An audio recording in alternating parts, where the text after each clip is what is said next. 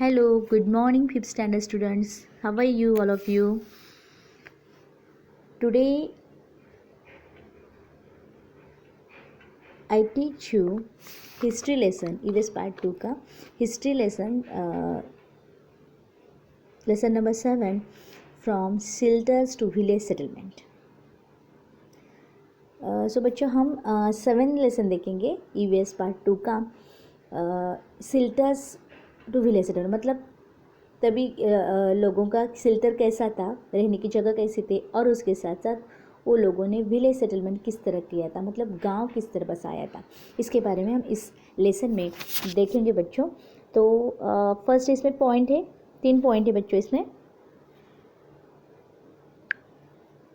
First point दिया है आपको 7.1 सिल्टर, देन नेक्स्ट दिया है सीजनल कैंप्स, देन थर्ड दिया है विलेज सेटलमेंट। गेट इट बच्चों?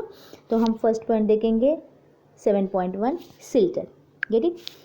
इन the 5th lesson we saw that Neanderthals lived mainly in caves. हमने 5th लेसन में देखा है कि निएंडरथॉल्स वो केव में रहते थे। At that time the climate in Europe was extremely cold. उस टाइम पे जो क्लाइमेट था यूरोप का वो बहुत ठंडा था। दी निएंडरथॉल्स could protect themselves from the freezing temperatures because they wore leather clothing and made use of fire. तो निएंडरथॉल्स जो लोग थे वो क्या करते थे, खुद को बचाने के लिए, खुद को प्रोटेक्ट रखने के लिए वो क्या करते थे, उस टेम्परेचर में खुद को बचाने के लिए लेदर के जो क्लोथ रहते थे, लेदर के कपड़े पहनते थे, और वार्म करने के लिए खुद को फायर करते थे, मतलब आग जलाते थे, लकड़ियों का आग जलाकर जैसे हम जलाते हैं वैसे, और ख़ुद को वार्म करने की कोशिश करते थे। अभी लेदर का मतलब होता है बच्चों, लेदर मतलब जो शिकार किए हुए जानवर रहते हैं, शिकार जिस जानवरों की जाती है, फिर उनकी जो स्किन रहती है, या तो मरे हुए जानवरों की जो स्किन रहती है, वो स्किन जो रहती है, चमड़ी, उसका जो कपड़े बनाते थे वो क्या करते थे, उसको लेदर कहते हैं। Perhaps that was not enough. That is why they used animal hides to erect tents inside the caves from warmth. मतलब इतना भी काफ़ी नहीं था, उन्होंने क्या किया, जिधर एनिमल रहते थे उधर वो रहने लगे, और अगर ज़रूरत पड़ती तब वो क्या करने लगे थे, उस जगह पर झोपड़ियाँ बनाते थे। ये पिक्चर दिया है बच्चों, see this, look this picture, देखिए, a warm two room tent erected by Neanderthal man inside a cave. France का है ये, देखो केव के बाजू में उन्होंने क्या किया है, खुद की झोपड़ी बनाई है। Whenever necessary they also built huts in the open, और वो क्या करते थे, झोपड़ियाँ बनाते थे उसके बाजू में, केव्स के बाजू में। ग्रेट बच्चों, अभी हम सेकेंड पॉइंट देखेंगे। सेकेंड है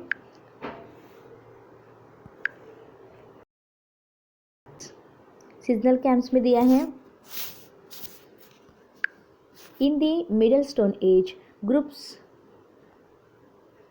groups of Homo sapiens had established camp all over the world.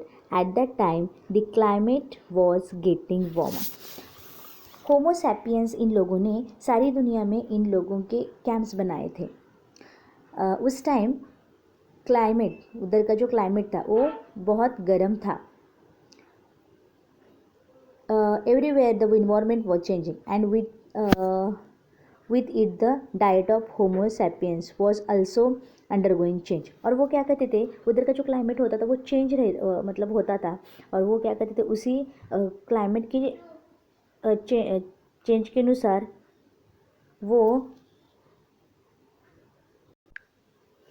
और सॉरी बच्चों, वो मतलब जैसे क्लाइमेट वो चेंज होता था तो वो लोग क्या करते थे, अपना, उन लोगों का खाना भी चेंज होता था, और वो लोग क्लाइमेट चेंज होता था वैसे वो लोग क्लाइमेट के अनुसार रहने की जगह जो भी है वो अपना चेंजिंग करते रहते थे।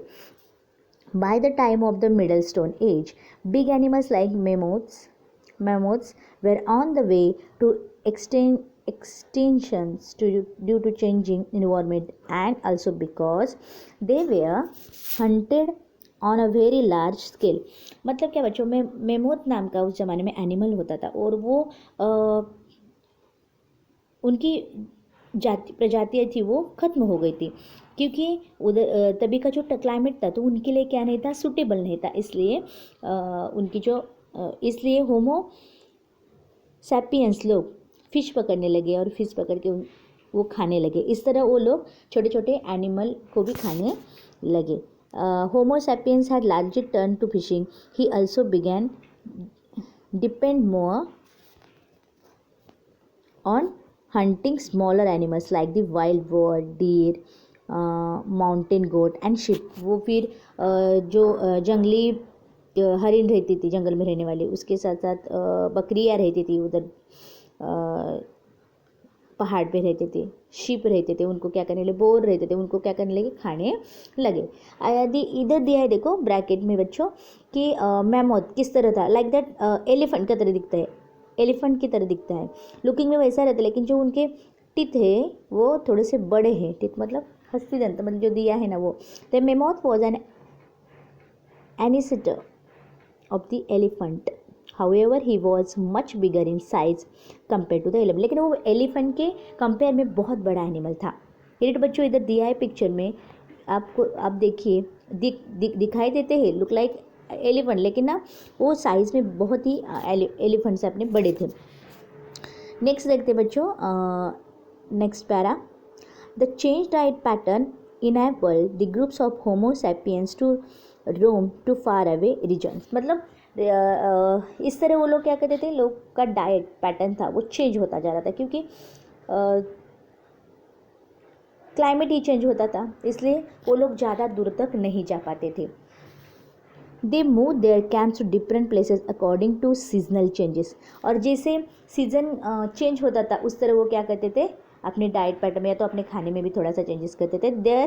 They harvest seasonal wild grains and gathered seasonal fruits and roots. वो क्या करते थे, जैसे जैसे सीज़न चेंज होता था वैसी तरह वो लोग ज़्यादा दूर तक नहीं जाते थे, और सीज़न जैसे जैसे चेंज होता था उस तरह वो अपनी जगह भी बदलते थे, और जैसे सीज़न के अनुसार वो अनाज उगाने लगे और रूट्स खाने लगे, फ्रूट खाने लगे।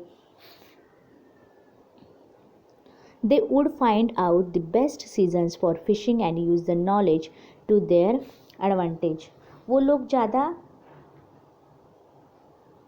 फिश को मतलब मार के खाने लगे, और क्योंकि जैसे सीज़न था वैसे वो मतलब रहने लगे। उसके साथ वो क्या करने लगे, जिधर वो जिस एनिमल की उनको हंटिंग होती थी, शिकार मिलती थी, वो क्या उस तरह क्या करने लगे, मतलब ज़्यादा करके फिश ही खाने लगे थे। By observation they discovered the best hunting grounds. और जैसे जिस चीज़ की जैसे मतलब शिकार, हंटिंग, जिस प्राणी की शिकार मिलती थी वो क्या करने लगे, उसको अपना खाना बनाने लगे। For the season they stayed in one place for longer periods। They cleared jungle by felling trees and set up their seasonal camps in the clearings। मतलब खेत में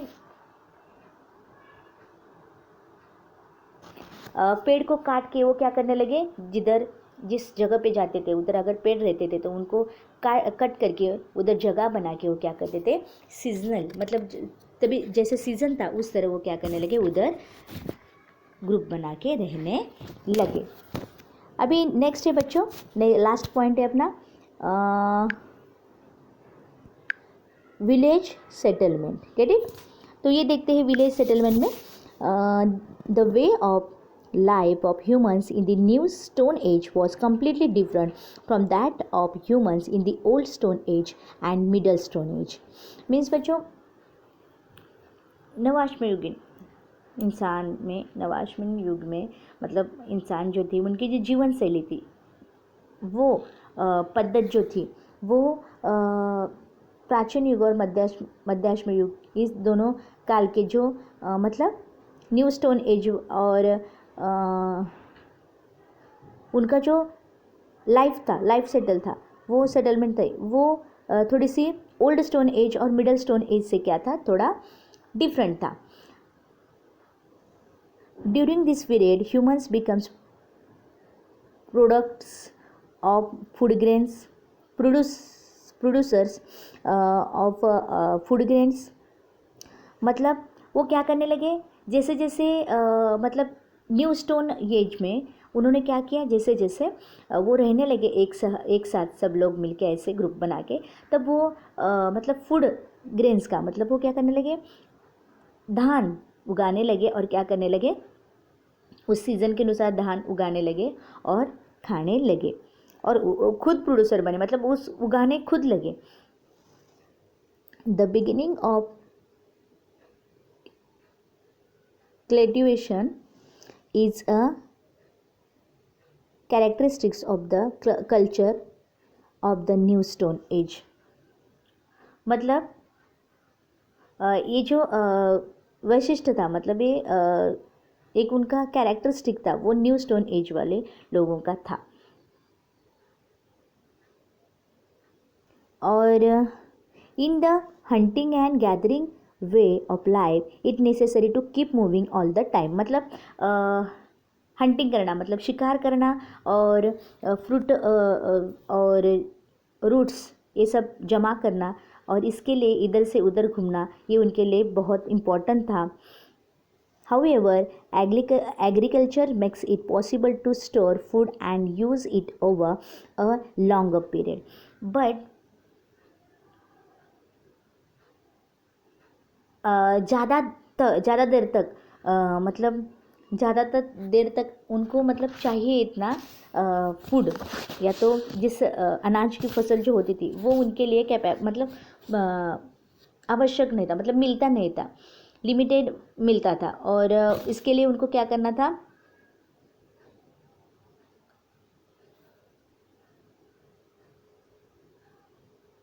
मतलब वो क्या करते थे, जैसे उनको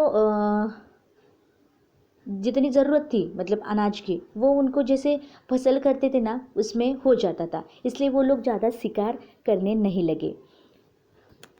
hence there is no need to keep moving constantly. मतलब और जब खेती करने लगे तब उन लोगों का जो घूमना था इस जगह से दूसरी जगह, ये बंद हो गया. Hence, there is no need to keep moving constantly. Moreover, the nature of agriculture work made it necessary to stay in one place. और इसके लिए क्या हुआ, वो लोग एग्रीकल्चर मतलब खेती बनाने के लिए वो लोग क्या करने लगे, एक ही जगह पे एक साथ रहने लगे. Therefore, people established permanent village settlements and lived in the generation after generation. और वो लोग क्या करने लगे, उससे क्या होने लगा, समूह बनाने लगे, वो ग्रुपिंग बना के रहने लगे और एक जनरेशन से सेकेंड जनरेशन तक वो एक ही जगह पे रहने लगे. In the next lesson, we shall review the social organization and the culture of this village settlement. फिर हम अगले लेसन में, लेसन नंबर 8 में देखेंगे कि विलेज सेटलमेंट किस तरह किया, उन्होंने एकत्रित कैसे किया और उसके साथ साथ कल्चर किस तरह था विलेज सेटलमेंट के बाद उनका, ये हम नेक्स्ट लेसन में देखेंगे बच्चों. सो आपको क्वेश्चन आंसर भी लिखने हैं, इसके जो है fill in the blanks, give reason for the following, ये सब लिखने बच्चों आपको. फिर भी मैं आपको टिक मार्क करके देती हूँ. ओके बच्चों, get it. So thank you.